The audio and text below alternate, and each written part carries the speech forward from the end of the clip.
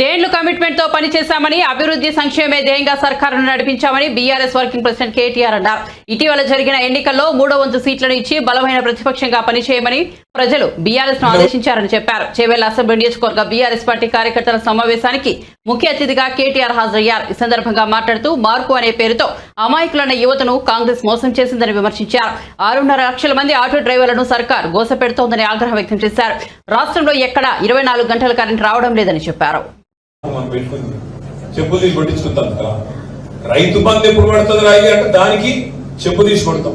నేను అడుగుతా ఉన్నా, మరి చెప్పు తీసి కొట్టమంటారు కదా వెంకటరెడ్డి గారు, మరి మీరు దావోస్ పోయి పచ్చి అబద్ధాలు చెప్పినందుకు మీ ముఖ్యమంత్రి ఏం చెప్పిండు? ముఖ్యమంత్రి అడవి రైతు భరోసా చాలు చేసిన నేను అని చెప్తున్నాడు. దావోస్ పోయి అక్కడ సదస్సులో ముఖ్యమంత్రి గారు, తెలంగాణ ముఖ్యమంత్రి రేవంత్ రెడ్డి గారు పచ్చి అబద్ధాలు చెప్తున్నాడు. చాలా అయిందా రైతు భరోసా మీ దగ్గర? చేయగలరా? 15,000 పడుతున్నాయా? రైతు బంధు తీసేసి రైతు భరోసా పెడతామన్నారు, 10,000 తీసేసి 15,000 ఇస్తామన్నారు. చాలా అయిందా కాలేదా? అయిందా కదా? గడిగే పని. గాంధీ ముఖ్యమంత్రి, మన ముఖ్యమంత్రి పోయి స్విట్జర్లాండ్ లో పచ్చి అబద్ధాలు చెప్పొచ్చునా? ఇంత దుర్మార్గమా? అని పోయి అబద్ధం చెప్పినావు సరే, అబద్ధాలు చెప్పి గద్దెకెక్కినావు అది కూడా సరే, కానీ రైతు బంధు దగ్గర ఆయన కొన్ని కేసీఆర్ ఇచ్చిందని ఇయ్యంటే దానికి చెప్పు తీసి కొడతా అంటాడు. ఇంత అహంకారం!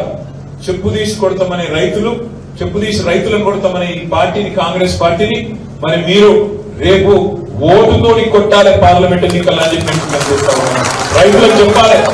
ఓటుతోని కొట్టండి, ఓటుతో వేటేయండి. మనం చెప్పులు తీసి మన చెప్పులు ఖరాబ్ చేసుకునే అవసరం లేదు. ఓటుతోని వేటేయాలి. వీళ్ళ అహంకారానికి బుద్ధి చెప్పాలి. 1 కాదు 2 కాదు ఎన్ని మాటలు చెప్పిందండి రేవంత్ రెడ్డి గారు. డిసెంబర్ 9 ముందు ప్రెస్ మీట్ పెట్టిండు.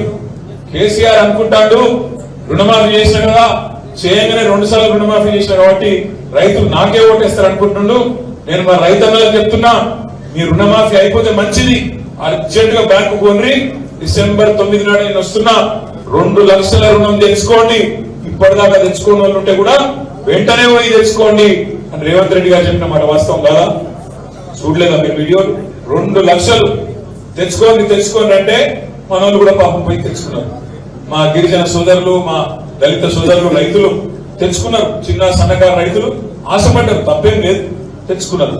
మరి ఏమైనా డిసెంబర్ 9 నాడు సంతకం పెడతా 2 లక్షల రుణమాఫీ అయిపోతుంది అన్నాడు. అది ఏమాయంటే మళ్ళీ కోపం వస్తాను వాళ్ళ.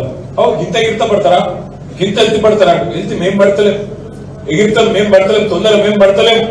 మీరే చెప్పారు కదా డేటు 9 డిసెంబర్ అని చెప్పింది ఎవరు? మనమా మీరా? రేవంత్ రెడ్డి చెప్పిండు 9 నాడు సంతకం పెడతాను.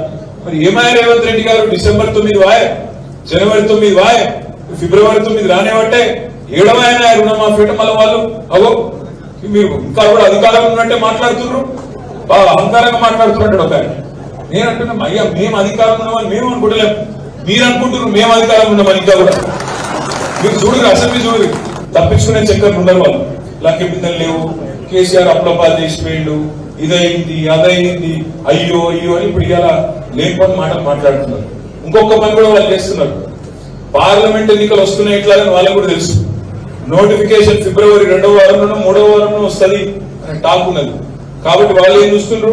దెబ్బల నోటిఫికేషన్ వస్తే అయిపోతే తప్పించుకోవచ్చు, ఈ పార్లమెంట్ ఎన్నికలు గండం బయట పడవచ్చు అని వాళ్ళు చూస్తారు. మనం ఏమంటున్నాం?